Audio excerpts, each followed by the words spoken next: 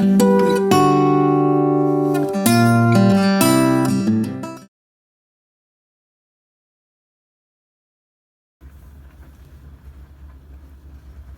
good afternoon. I hope you can't hear the dishwasher too much in the background. Today we are making and canning chili con carne. So, right, what we do first, I've got my beef. Now I've taken and slightly adapted the recipe on the Healthy Canning website. Now normally if I was making chili, I would normally add a lot more vegetables than this. However, for the canning recipe, I want to stick with the ratios that they have given. So I've doubled the recipe. I've got 3 kilos of beef from a local farm. The first thing we're going to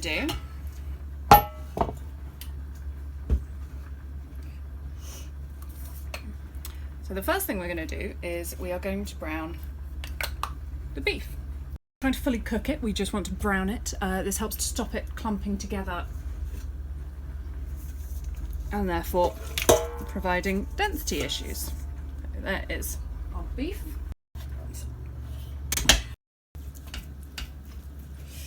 Now on the Healthy Canning site it does state that if you are wanting to double the batch, which I am doing, you'll want to do the initial cooking in a pot about the size of a 16-quart Presto. I've opted for quite a shallow, large oval casserole dish, mostly so that you can see what I'm doing. Normally I'd use a much taller pot. So while that is browning, we are going to chop the onions. Ta-da! Onions. So this is 400 grams of onion.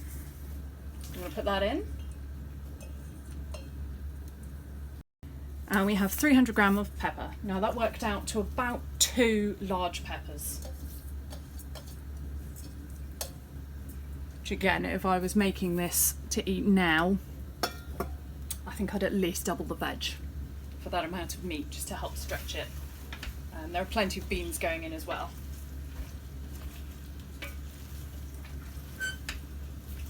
Now I know that there are arguments to be made that beans, or in fact tomato, do not belong in a chilli.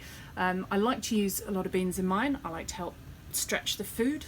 I think I do things quite frugally and I prefer being able to stretch that meat as far as I can, really.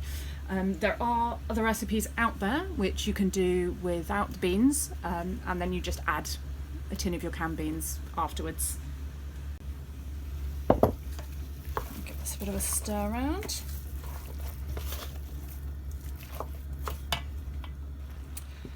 So now that that's all browned, I'm going to try and pour off some of the fat.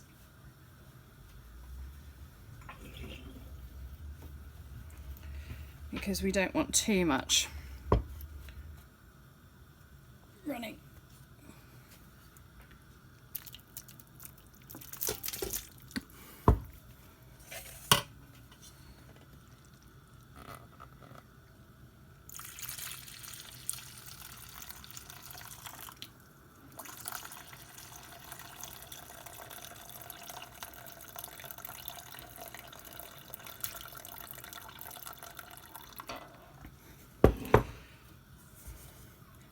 Obviously that isn't all fat, that's liquid that's come out of the vegetables as well. So now that that's all drained, what we're going to do is we're going to add the beans. So I have got a lot of beans. This is a kilo of beans, soaked and cooked. Actually, it's 500 grams of beans soaked and cooked, and a few tins of mixed beans that I canned before. So I'm going to mix those in.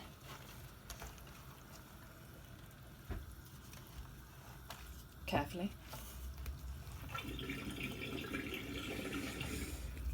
I'm going to add in now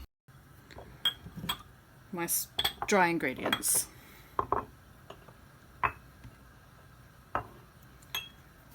So what we've got 2 tablespoons of cayenne, 2 tablespoons of garlic powder, and a little more because I like it garlicky. 2 tablespoons of cumin, as much ground pepper as I could be bothered to grind,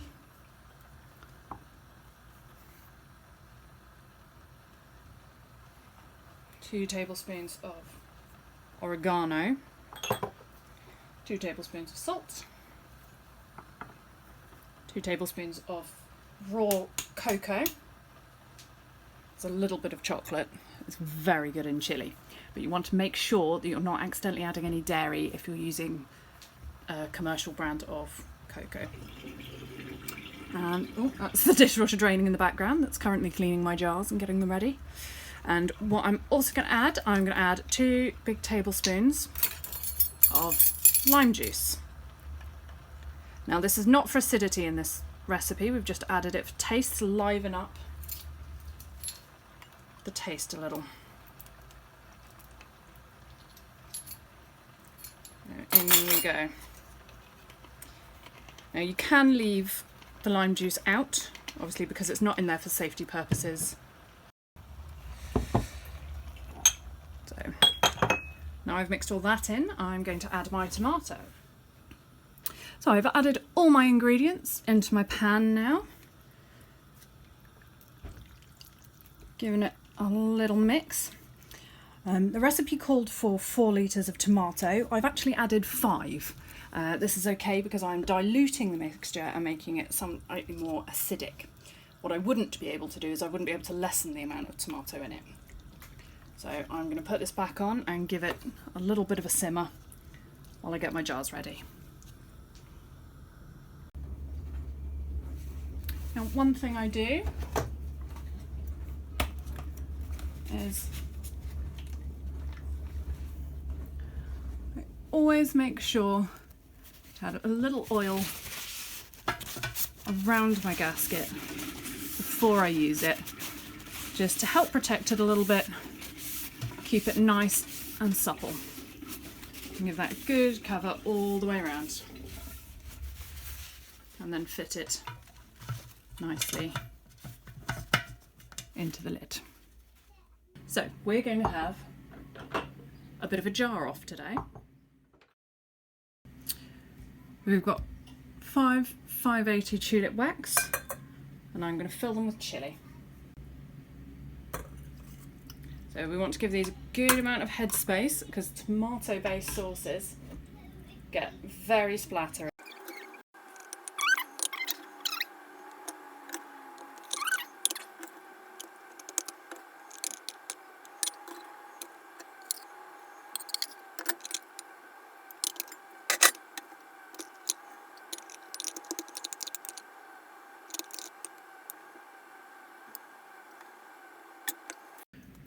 Right, and if we want to check our headspace, we can use our debubbler tool. So we debubble the jars, just allow any air pockets in there to get out. Now again, this is slightly less of an issue with the Weck jars than it is with the Masons, simply because they're a bit wider, which allows it to escape more. Which is it to the other end, and if you see, there's a good inch in each of those jars. The end is not going into any of them, so that is good headspace. And we're going to get the lids. So I've got my lid and my ring, put that around like that.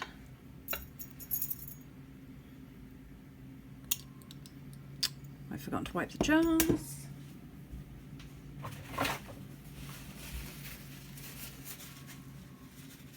I'm going to wipe the rims of the jars just to make sure that there's nothing on there that's going to foul the seal,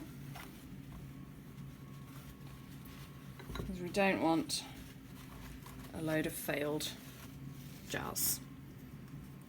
So Get the lid, we get the ring on, and we clamp these on.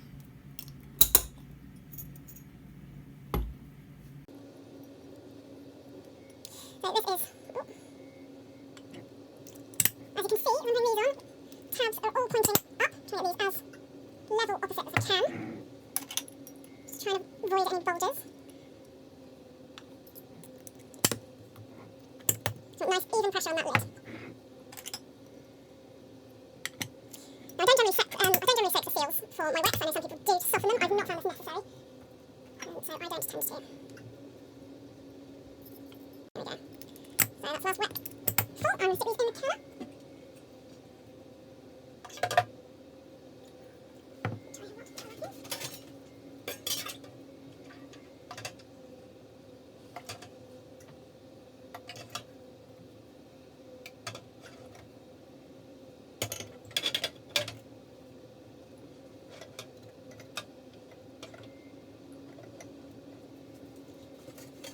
I will then put my second rack into my canner.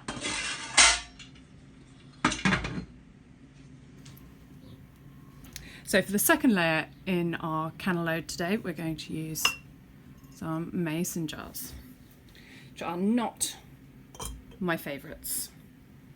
But having run out of Wecks for the time being, I'm going to have to.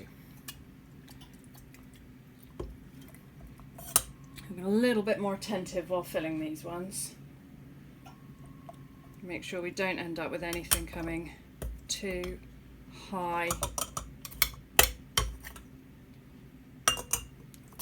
Like that.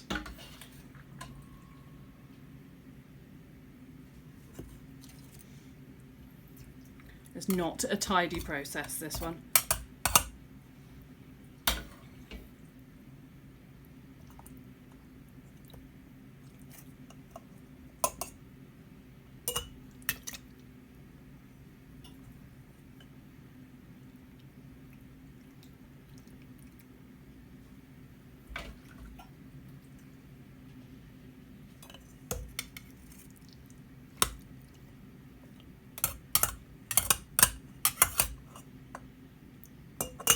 Now it's not the loosest sauce, this chilli.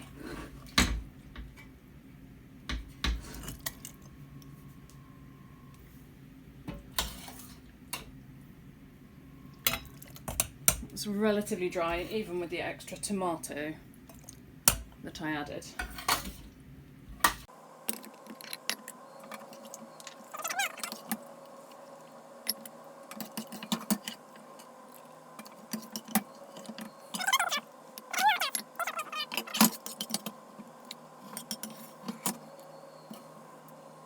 And we make sure to debubble. It's more important with the mason jars to make sure they're debubbled as there is a narrower space. It's a bit trickier to escape.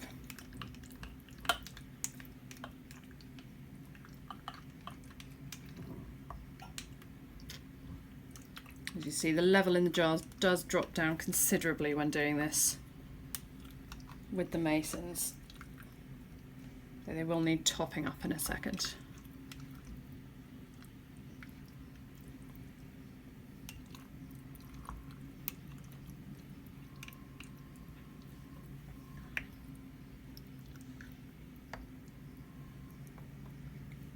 Right. Now I'm going to check the headspace. So I'm going to use this end. This is my inch. You can see that one needs a bit more. And that one is about right, that one's about right. These back a few need a little bit more, so I'm just going to cannibalise this one.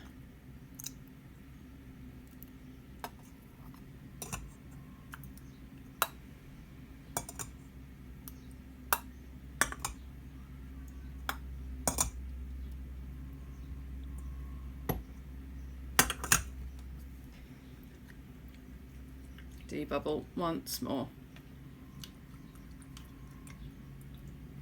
Now this will cook down a little bit in the jars.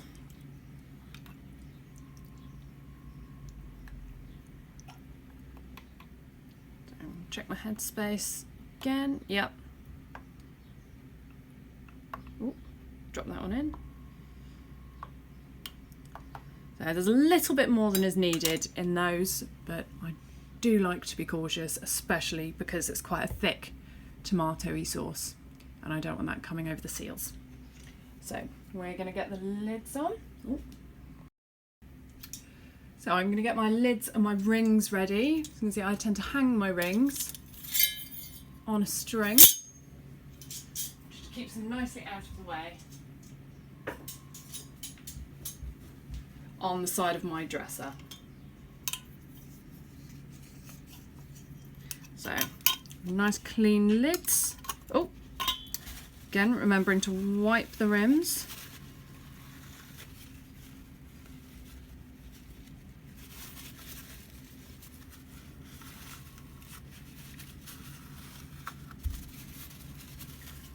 Which is again a little more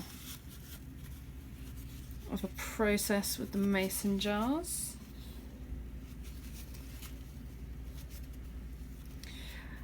So when I use a funnel, I like to use a stainless steel funnel. One of the reasons is that I find any plastic or rubber or silicone tends to build up quite a soapy taste in the dishwasher, which is my favourite method of washing, and another reason why I like the Wecks. They clean really nicely. Although I have found it's a little more tricky to get the cylinder jar clean than it is the mould type jars, which are my personal favourites. So we're going to get these lids on. I'm going to do them up just finger tight, which is one of the world's most annoying phrases. I'm going to slot the lid in there, place it on, twist it around.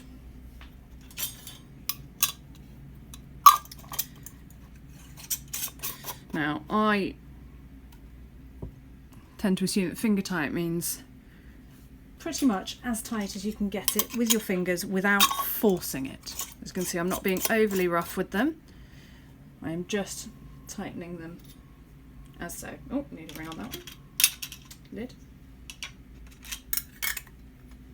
So as you can see, it's a nice clean lid. It's got a couple of watermarks on from where I washed it. I again haven't soaked these. I don't find the more modern ones need this. It's actually necessary too with some of the brands, but you do want to check the individual brands for that. Right, so I'm going to get these in. So as you can now see, we've reached a full head of steam venting from the air pipe. I'm going to start my 10-minute timer. I will see you later. So my 10-minute timer has just gone off. I'm going to plop my weight on and start building pressure.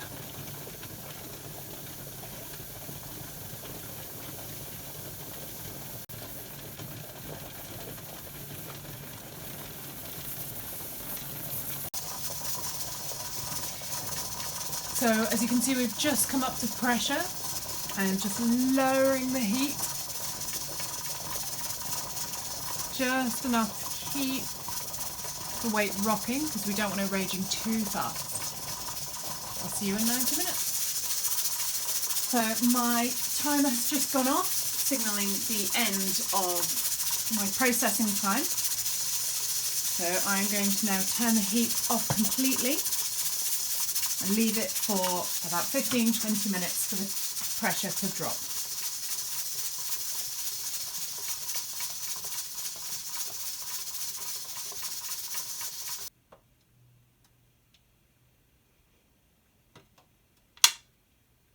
Plop.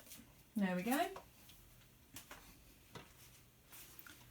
So the pressure lock has now dropped. I'm going to take the weight off. I'm in no hurry with the children this time. And I'm going to give it another 10 minutes with the lid on. I'll see you then.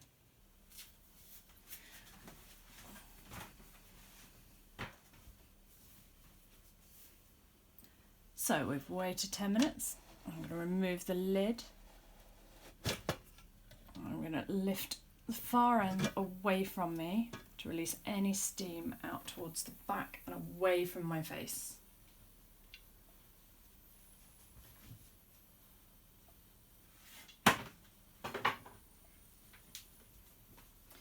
I'm now going to leave them an added 10 minutes in the canner with the lid off. So our final wait is over and it's time to remove the jars. And so the top layer here looks pretty good. I've had a couple of the lids pop already on the mason jars. You can tell this because you hear a little click as the button pops down. So here's this one. So here's this one. You can see it's bubbling away on the inside. And we're just going to line those up on a towel in the corner there. So I've got 6 mason jars in. Looks like they've all sealed nicely already, or there might be one that hasn't gone just yet, which is another reason that it's nice to leave them for an extra 10 minutes after bringing them out. Just lets them settle a bit more than they would normally. So there are, just realised I'm doing this all away from the camera, there are 6 jars of chilli. And I'm going to remove the second wrap. Again, another reason I like this style of tong is you can just pick it up like that and you don't risk your fingers.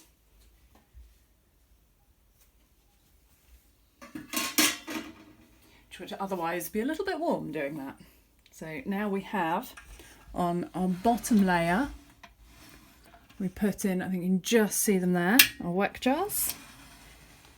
Now these are the 580 tulip jars in this batch.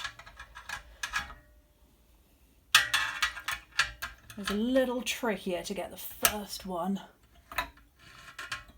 grabbed. There we go. So I'll pull this one out if I can hold it differently. There you go. You can see that it's bubbling away in there quite happily. The tab's pointing down. I think we're going to have a good seal on these as well.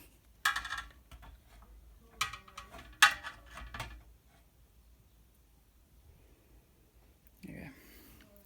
And again, you can see nice and bubbly.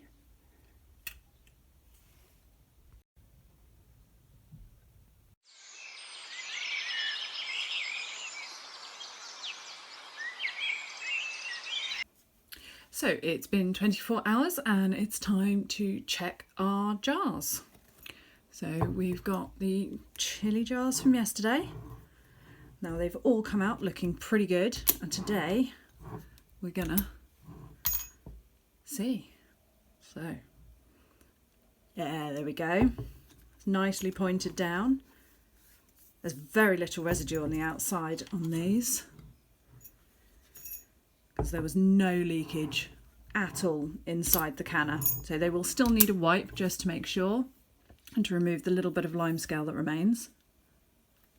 All pointed down, perfect.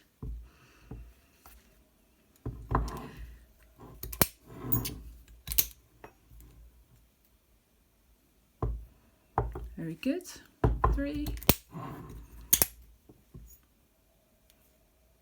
You can see even if I pull on the bottom one, there's still no movement there whatsoever. They are all nicely well sealed. Now sometimes if they're not sealed, I can't show you on this one because they've all sealed, but sometimes you can tell they're not sealed even before you take the clips off, because you can see some little bubbles just around between the rim and the glass. So let me see that one there. Is sealed as well. So that was the 5 Wecks that we had in. And now we're going to check the mason jars as well that we had in on the top layer. So now I suspected when I took these out of the canner, looking at them, that one of them hadn't sealed. That wasn't this one. We're going to check the buttons nicely down on the top. There's no noise there. As you can see, if I lift this one from the lid, nothing. Absolutely nothing. You can see how much it's spattered on the inside as well while it was cooking, which can cause some problems if you've got the temperature a little too high. So again, nice and flat, there's no movement there at all. We unscrew the ring, check the lid. Perfect.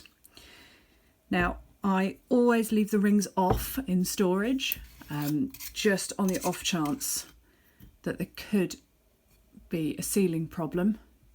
And in rare occasions, the lid being held in place by the ring in the storage can be enough so that if you've got wide temperature fluctuations, it can just sucker the lid back on slightly and disguise a false seal or a failed seal when in storage. So always store them with the rings off. It also gives you the opportunity to remove any residue that's collected around the thread there.